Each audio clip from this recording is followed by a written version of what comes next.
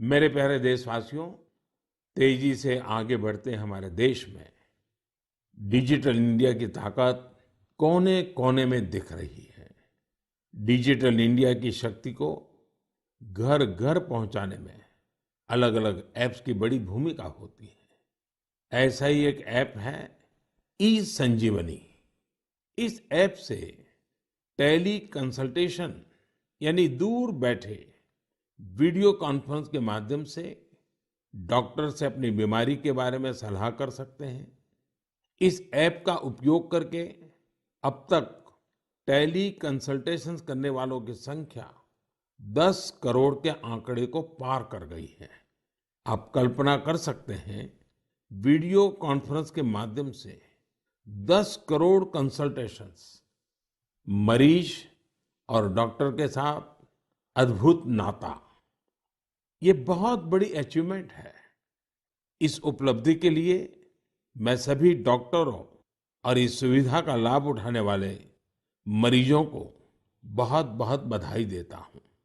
भारत के लोगों ने तकनीक को कैसे अपने जीवन का हिस्सा बनाया है, ये इसका जीता जागता उदाहरण है।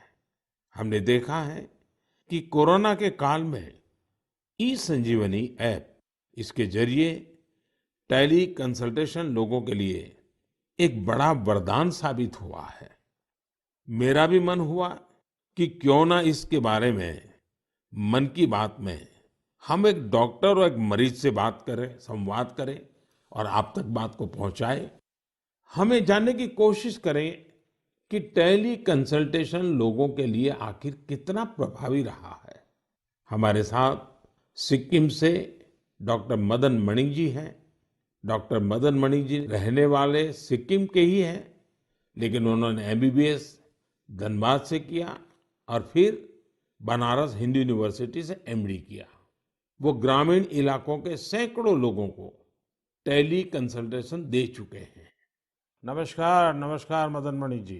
जी नमस्कार सर। मैं नरेंद्र मोदी बोल रहा हूँ। जी जी सर। आप तो बनारस में पढ़े हैं। जी मैं बनारस में पढ़ा हूँ सर। आपका मेडिकल एजुकेशन वहीं हुआ। जी जी। तो जब आप बनारस में थे तब का बनारस और आज बदला हुआ बनारस कभी देखने गए कि नहीं गए? जी प्रधानमंत्री जी, मैं जा नहीं पाया हूँ जब से मैं वापस सिक्किम आया हूँ, लेकिन मैंने सुना है कि काफी बदल गया है। तो कितने साल हो गए आपको बनारस छोड़े? बनारस 2006 से छोड़ा हुआ हूँ सर। ओह, फिर तो आपको जरूर जाना चाहिए। जी जी।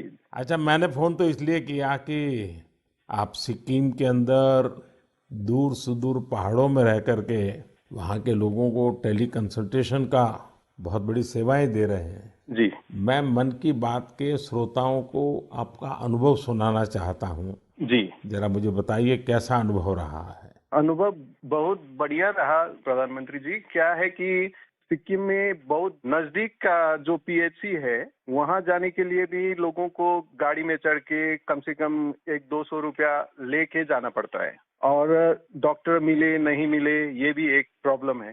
तो टेली कंसल्टेशन के माध्यम से लोग हम लोग से सीधे जुड़ जाते हैं। दूर दराज के लोग हेल्थ एंड वेलनेस सेंटर के जो सीएचओ होते हैं, वो लोग हम लोग से कनेक्ट करवा देते हैं, और हम लोग का जो पुराने उनके बीमारी है, उनकी रिपोर्ट्स, उनका अभी का प्रेजेंट कंडीशन, सारी चीजें हम लोग को वो बता देते हैं। यानी डॉक्यूमेंट ट्रांसफर करते हैं? जी जी, डॉक्यूमेंट्स ट्रांसफर भी करते हैं, और अगर ट्रांसफर नहीं कर सके तो वो पढ़ के हम लोग को बताते हैं। वहाँ का वेलनेस सेंटर का डॉक्टर बताता है? जी, वेलनेस सेंटर में जो सीएचओ रहता है, कम्युनिटी हेल्थ ऑफिसर। और जो पेशेंट है वो अपनी कठिनाइयाँ आपको सीधी बताता है? जी, पेशेंट भी कठिनाई हमको बताता है। फिर पुराने रिकॉर्ड्स देख के, फिर अगर कोई नई चीजें हम लोग को जानना है, जैसे किसी का चेस्ट ऑस्कल्टेट करना है, अगर उसको पैर सूजा है कि नहीं, अगर सीएचओ ने नहीं देखा है तो हम लोग उसको बोलते हैं कि जाके देखो सूजन है नहीं है, आंख देखो, एनीमिया है कि नहीं है, उसका अगर खांसी है तो चेस्ट को ऑस्कल्टेट करो और पता करो कि वहाँ पे साउंड है कि नहीं। आप वॉइस कॉल से बात करते हैं या वीडियो कॉल का भी उपयोग करते हैं? जी, वीडियो कॉल का उपयोग करते हैं। तो आप पेशेंट को भी देखते हैं? पेशेंट को भी देख पाते हैं। जी। पेशेंट को क्या फीलिंग आता है?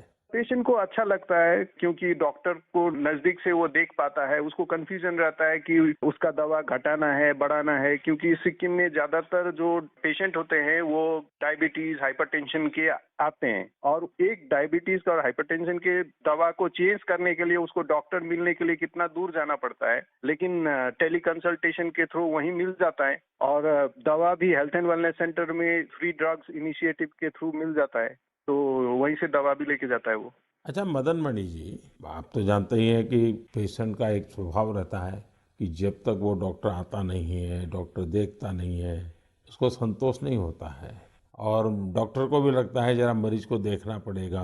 अब आज सारा ये टेलीकॉम कंसल्टेशन होता है, तो डॉक्टर को क्या फील होता है, पेशेंट को क्या फील होता है? जी, वो हम लोग को भी लगता है कि अगर पेशेंट को लगता है कि डॉक्टर को देखना चाहिए, तो हम लोग को जो जो चीजें देखना है वो हम लोग सीएचओ को बोल के वीडियो में ही हम लोग देखने के लिए बोलते हैं।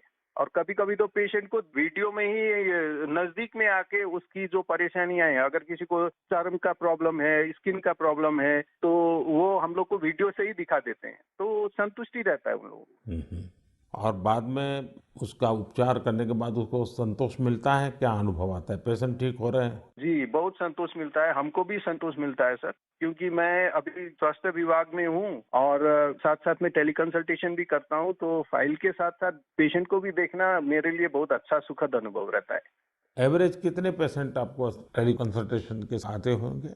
अभी तक मैंने 536 पेशेंट देखे हैं। ओह, यानी कि आपको काफी इसमें महारत आ गई है। जी, अच्छा लगता है देखने में। चलिए, मैं आपको शुभकामनाएं देता हूँ। इस टेक्नोलॉजी का उपयोग करते हुए आप सिक्किम के दूर सुदूर जंगलों में, पहाड़ों में रहने वाले लोगों की इतनी बड़ी सेवा कर रहे हैं और खुशी की बात है कि हमारे देश के दूर दराज क्षेत्र में भी टेक्नोलॉजी का इतना बढ़िया उपयोग हो रहा है।